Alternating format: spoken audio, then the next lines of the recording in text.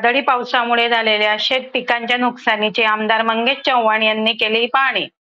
चाळीसगाव तालुक्यातील बहार, टेकवाड, राईपुरा, वडगाव, लांबे परिसर वादळी पावसामुळे शेती पिकांचे मोठ्या प्रमाणात नुकसान झाले आहे। या भागातील शेतकऱ्यांच्या दुःखात सहभागी होत आज स्वतः आमदार मंगेशदादा चव्हाण यांनी प्रांताधिकारी, तहसीलदार व प्रशासनाच्या अधिकाऱ्यांसोबत प्रत्यक्ष शेतात जाऊन नुकसानग्रस्त शेतीची पाहणी केली। शेतकऱ्याच्या पाठीशी खंबीरपणे उभे राहणे हे माझे कर्तव्य समजतो।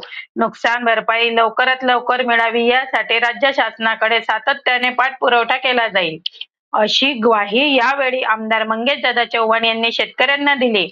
यावेळी ते द ट्रेडिंग न्यूज नेटवर्क सोबत बोलत होते। बघूया काय म्हणाले आमदार मंगेशदादा चव्हाण। काल जो पाऊस झाला त्या पावसामुळे चाळीसगावातल्या बऱ्याचशा भागांमध्ये मोठं नुकसान झालं। अगदी खास करून भाग वगैरे ह्या परिसरामध्ये ह्या नुकसानाची तीव्रता सगळ्यात जास्त राहिली। काल रात्रीच प्रशासन देखील त्याच्या सगळ्या झालेल्या नुकसानाच्या सगळ्या पाहणीसाठी बऱ्याच ठिकाणी प्रशासन कालपासूनच कामाला लागलं। आज सकाळी मी प्रांत तहसीलदार सर सगळे ह्या पाहणी आम्ही करत आहोत। खरं तर आज या आमच्या एका ताईच्या शेतात आलो। या अरुणाताईंची तर परिस्थिती ऐकल्यानंतर आम्हालाही थोडं दुःखच झालं की नवरा वारला, मुलगा वारला, एक मुलगी वारली, एकट्या असताना शेती स्वतः सांभाळत आहे आणि कष्टातनं उभी केलेला हा शेतीचा पूर्ण बाग तो पूर्ण या पावसामुळे कोलमडून पडला, या वादळामुळे कोलमडून पडला।